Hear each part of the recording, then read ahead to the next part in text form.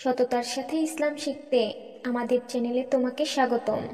সেই তৌফিক রব দাও গো আমার, আমি যেন হতে পারি বাবা মায়ের পরম প্রিয়, চক্ষু শীতলকারী।